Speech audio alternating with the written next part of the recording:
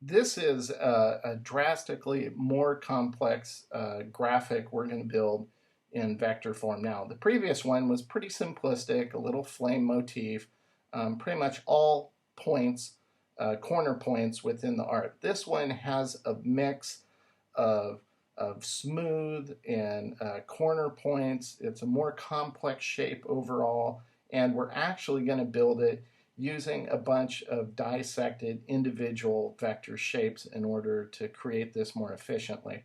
It's a fun little character. It's just going to be black and white when we're all done. It's a booger picker. He's picking his nose. There you go. Um, I like goofy stuff, so I wanted to pick something that was a little fun to look at, not so boring, and we're going to get going. Now, like I said previously, we're going to use a multitude of methodologies here. This isn't just limited to the Extreme Path plugin. We're going to utilize some of the methods we'll cover in other videos, such as shape building, such as the point-by-point method, such as the clockwork method. All of those will come into play in this one, and that's okay. I might not call it out at the time because we're focusing specifically on the Extreme Path plugin now, but it's important for you to know that before we begin, because you'll see me doing it even though I might not call it out at the time I'm doing it. So I always like to start with the eye, and since this is a circle, and I say this in the book, don't worry about drawing your circles perfectly. If it has to be perfect, you're going to be able to use the ellipse tool in Illustrator to create it. So there's no sense to get all hot and bothered over how precise you can draw it in analog form, because you'll be able to finesse that easily with a shape tool such as the ellipse tool. Many of the keyboard commands I use you'll see come up on your screen, and in the book I define a lot of F keys I've set up. I'll use clone a lot, such as I just did on this shape, so that I can easily pull out the other shape of the eye like that. And I always go back in and make them all the same stroke, just so the continuity remains. So that's as easy it is to create the shapes in the eye. It doesn't take a whole lot because we're using the shaping tools within Illustrator. So that's the nice thing about depending on those tools. The eye's done. Don't have to do it. Now to create other aspects, we're just going to use shape building. So I'm going to try to work as I talk, because if I just talk and then do it, this video is going to be like 3 hours long. So I can't do that. So I'll only comment when I feel it's really necessary to comment on a specific methodology that I'm doing. So let's keep going.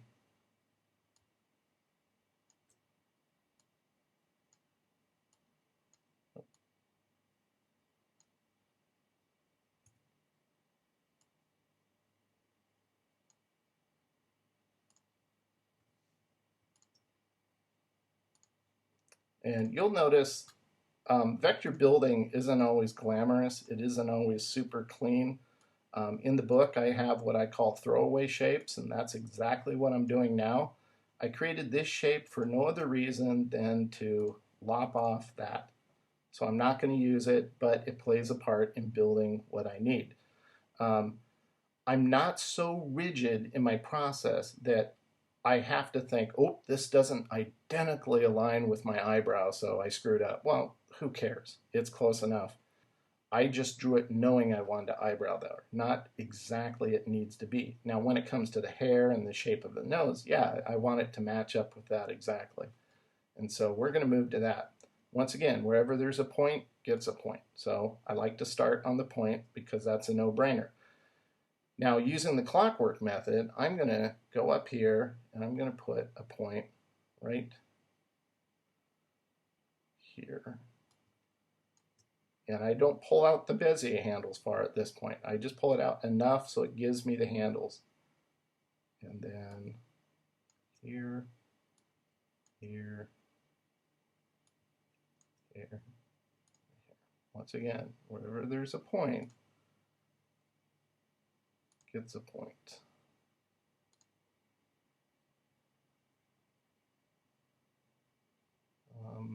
this is a decision you have to make. Sometimes you can get away with making a curve without putting another point here. So I'm going to try. It might work, it might not work. We can always go back and fix it later.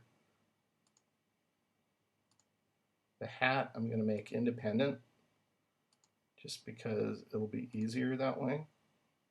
And I'm not going to worry about the ear. I'm just going to come all the way down here, or the arm for that matter. The arm will be an independent shape all on its own.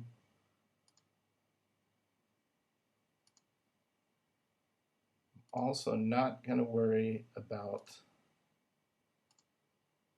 the leg because I'm going to create the front leg and then I'll just clone it and move it over for the back leg. That's the nice thing about working digitally, is you can use shortcuts like that. Now, I don't do that all the time because I think you could get into a rut where, let's say you're doing a forest. Well, I would never just illustrate one tree and clone it 1,000 times to create a forest because, well, it just won't look that great. So what I'd probably do is create 20 trees and then replicate those, move it around, scale them to give the illusion of randomness. It'd work a lot better than trying to do it with one tree. So here's a rough build of just this part of the shape of this guy. Now I'm going to go back in using the segment direct edit tool, and I'll just start to pull everything to match my underlying drawing, moving it closer to it. Doesn't need to be exact because I still have to go in and finesse stuff after this. So you can see how I'm using the Extreme Path plugin to mold my, I like to use the analogy of clay. I just think that's the most appropriate. If you've ever had pottery class and you've had to make stuff out of clay, you start off with just a chunk of clay, and hopefully you shape it into something that looks good. And that's basically what vectors are all about. But unlike clay, you don't have a guide to go from. It's out of your head, basically. Whereas vectors, you don't need to do that, and it's not smart to do it that way. It's better to go off of an established design or drawing you've created in order to guide your vector building. Building out of a void is never a good idea. It will take you longer, and it'll be far more inefficient with your time, and it just won't look as good. And by the time you do get it to look good, if you're not going on a drawing, you've totally blown your budget. So it's not very economical to work that way, especially if you're trying to make a living doing this. So you can see as we're pushing this shape, and this is a little thing that I think I mentioned it in the book, but it's not, it's just in passing, and that is if you look at the bottom of his lip, this front part, it's just a line. I could leave it that way, but I never do. I always like to put a little bend in it. I never like to leave something completely straight like that, especially on art like this. And then the bottom of his lip, same thing. And here. And the reason why I do that is because, and on the back of the book, there's a nice testimonial written by Charles Anderson where he says vector artwork tends to be too mathematical, too perfect. And that's why I do it. It is too mathematical. It's too perfect if I leave it an absolute straight line. So I always like to work in subtle curves to my vector work. So there. Now I've moved this closer to the final. So what I'll do now is if I select all the anchor points that should be smooth, and make sure I have them all here. Okay, I think I do. So in this drawing, we have 3, 4, 5, 6. We have 6 anchor points out of this whole path that should be smooth. You can see how they're broken here, here, here, here. and they break because we're bending the shape and it's bending the path on one side of the anchor point. So we're going to fix that. We're just going to go up and click this button, which in the control panel, the convert selected anchor points to smooth, and now these are all fixed. Now from this point, all we'll do is we'll just go in and finesse all of our Bezier curves with the Bezier handles. If I hold shift down, you're probably seeing that on the screen, shift, and then pull this out, that'll lock this into a 90-degree angle. You can see how this one's angled. So if I hold shift down and pull this handle, it locks it into 90 degrees. Since this is a circular shape, with the clockwork method, 12 o'clock here, 3 o'clock here, 6 o'clock here. So I want these to be 90-degree angles. I don't want these to be angled in terms of the Bezier handles. So we'll pull those out and we'll finesse these shapes. So that's looking pretty good.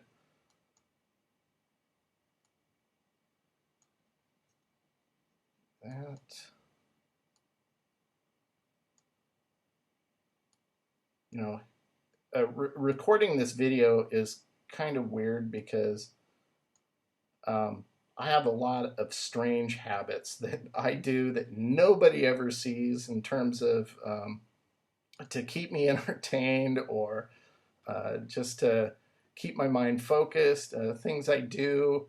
And I can't do any of those things while I record these videos because, frankly, I couldn't record if I was doing it, such as listening to audiobooks. I love listening to audiobooks.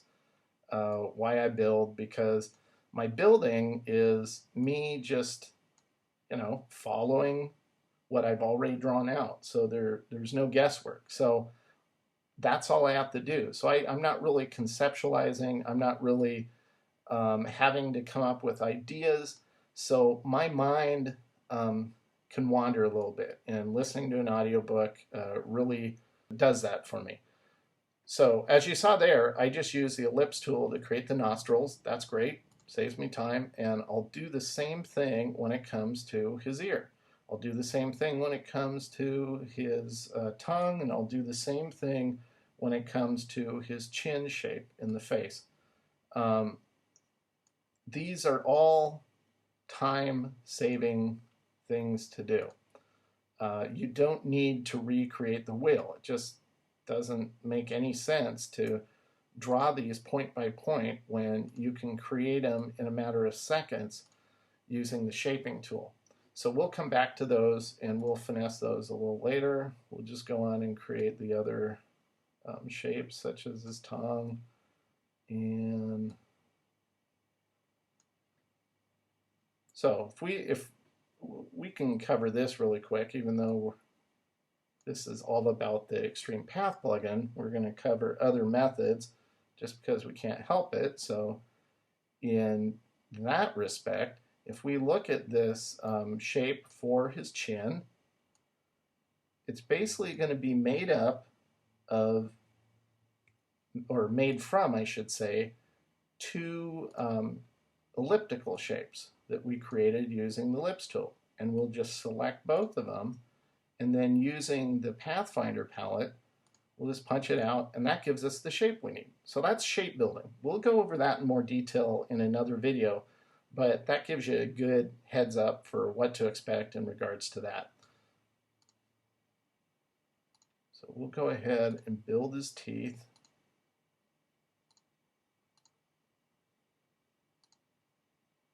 One interesting thing, and I'm going to go off on some rabbit trails in these videos. That's just the way I am.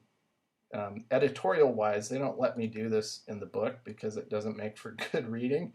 But in the videos, I think it's warranted, and that is, I like to tell stories when I do video tutorials. Because it's how I consider those watching the video.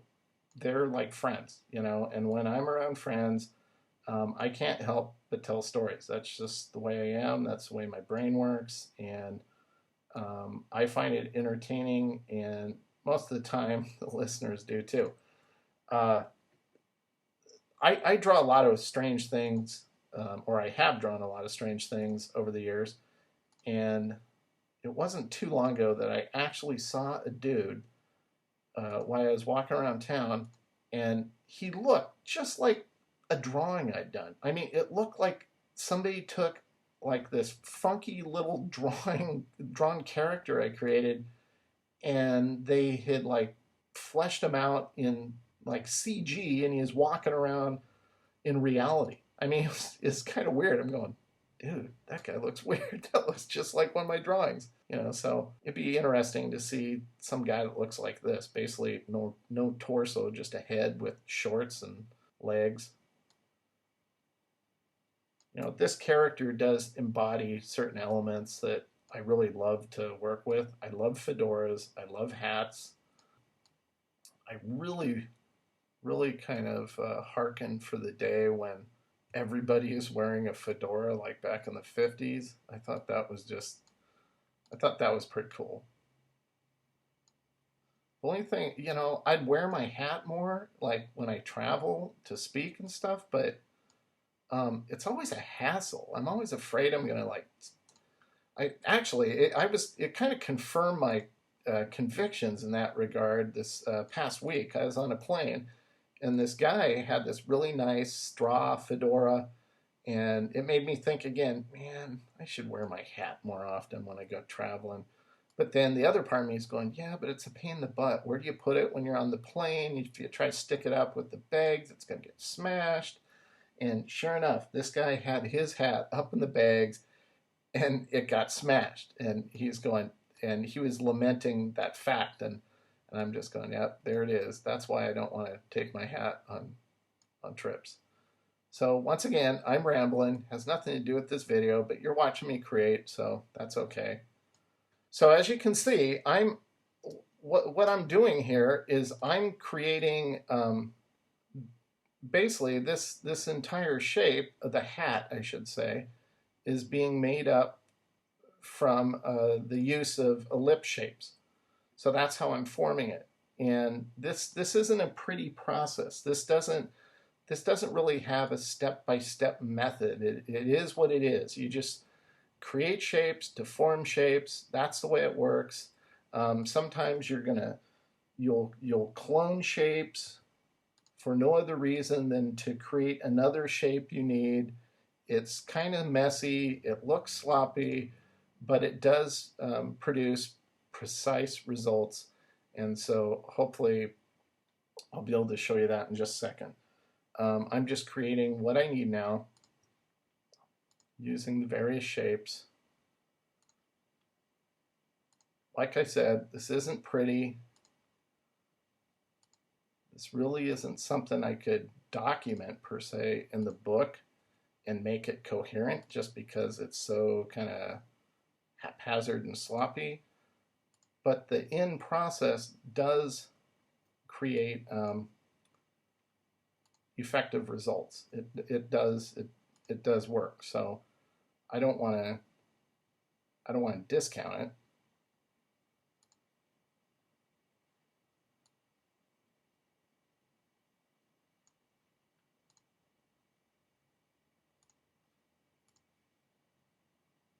Okay, I kind of goofed up there.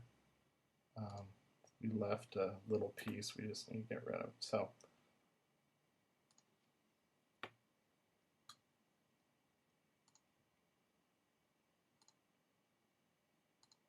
not a pretty process to get the hat, but still you get the idea of how you can go about kind of creating content by using shapes instead of doing it point by point by point. So that gives us everything we need for the hat. And that was kind of a long, convoluted process in order to get that. You could have done it point by point, point, click, click, click, so on and so forth. But for me, I prefer to work that way. In the long run, it does go a lot faster using shapes to build things. In this particular case, it might not have, just because I was talking and telling stories while I'm doing it, but you get the idea. So on other shapes, such as this hand, we're going to continue. And this specific shape, pretty easy to figure out where to put the points because all of them are falling, with the exception of a few areas, are falling on corners.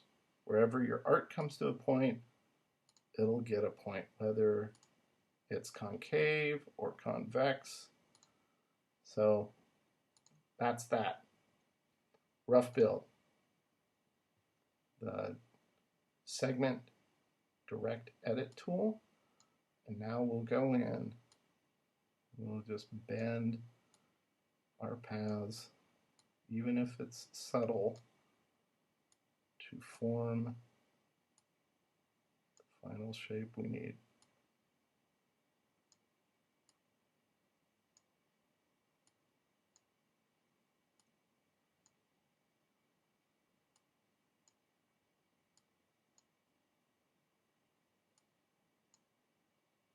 Now this is a specific part that normally I would probably zoom in a little more and get in there really close and make sure that I have it exactly the way I want, but for the sake of you seeing an entire context, I'm not going to do that. But so that's that shape. This point is probably over too far, so I'm going to slide it first and then put it back in position. Yeah, I like that better. Okay. Now we're going to do his nose picking hand.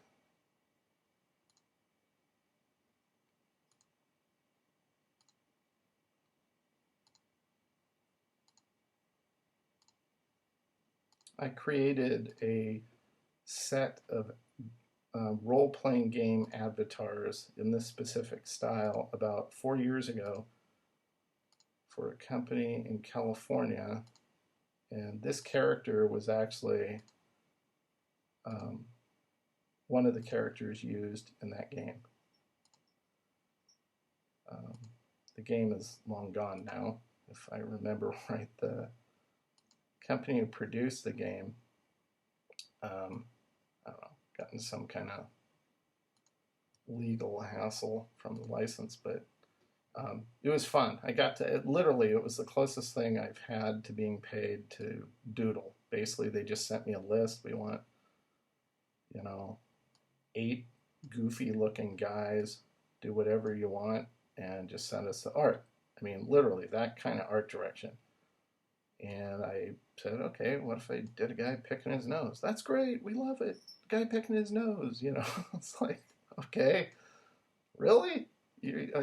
I thought you would like say, oh, come on, not picking his nose, making him sticking his tongue out, something tame. No, they're for it. They're like, yeah, go picking his nose. They wanted more stuff like that. So I had one with a guy's shorts down. He's like pointing at his butt, and they thought that one was great too. So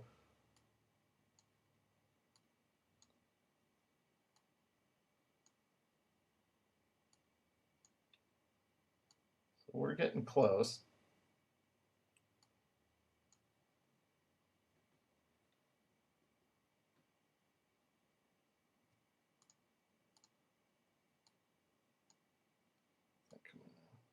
Thought maybe more of a muscle would look good, but I'm going to put that back.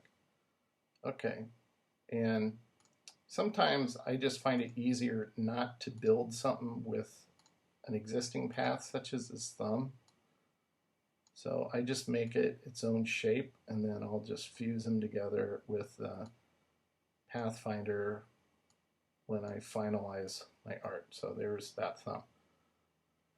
Now what we're going to do is select, once again, all the round or the smooth anchor points. In this case, I only think there are 3 or there are more. Yeah, there's 4. Select those, go up to the control panel and hit Convert Selected Anchor Points to Smooth. That fixes all those. Now we'll come in and we'll finesse these curves.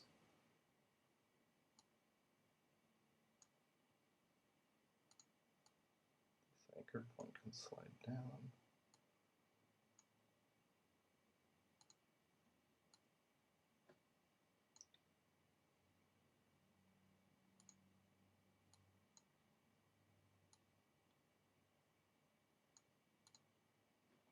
There we go. So that's that. This part under his finger where it separates the nostril from the finger, we're going to do that when we build out the final art in its final black and white form. But at this point, we don't need to worry about that shape because we're just going to clone the hand and create that shape that we need.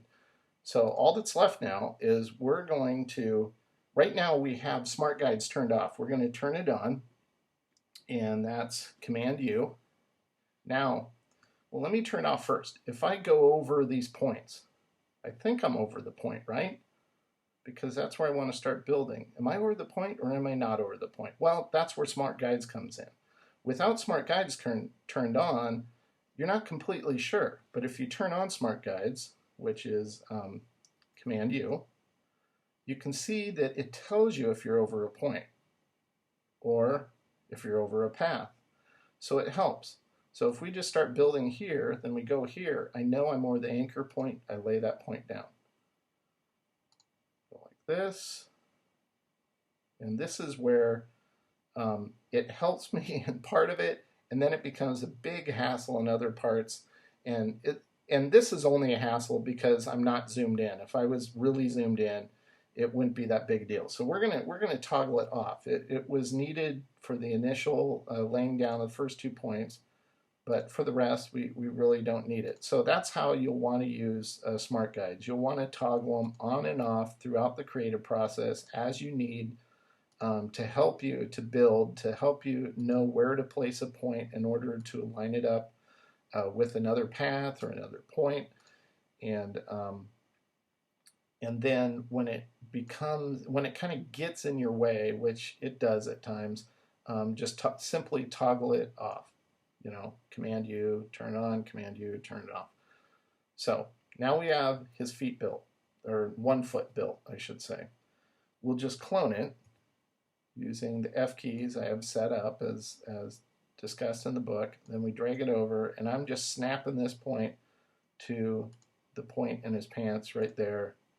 And now we have all of our shapes ready to create our final art. So the first thing I want to do is we'll just select, let's say, his teeth, his tongue, his body. We'll select his legs. We'll select this arm. And we'll select the hat. With all those shapes selected, we're now going to go to Unite under the Pathfinder tool, palette I mean, and we just click it. Now these all become one unified shape. They've fused them all together. They've united them. Now, I like to use certain shapes to build other shapes as I go along, so I'm going to clone this, which is the F3 that I have set up. Refer to the book if you're not sure what I'm talking about there. And click the inside of his ear, and then I will use minus front in the Pathfinder to form the final shape there. Then I can take his whole ear with the rest of the shape, unite those together, so on and so forth. So it's this type of process I'll repeat going forward to create everything. Now, his nostrils and this nostril specifically, I should say, we're going to bring that to the front. And with this back shape, I'm going to minus it out.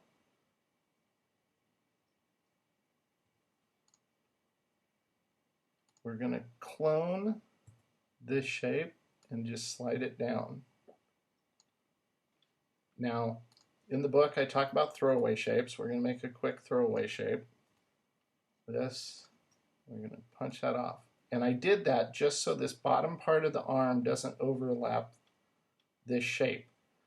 We just want it to overlap this part of his nostril. Then, selecting both, I'll punch through. And now you can see how it creates that gap here.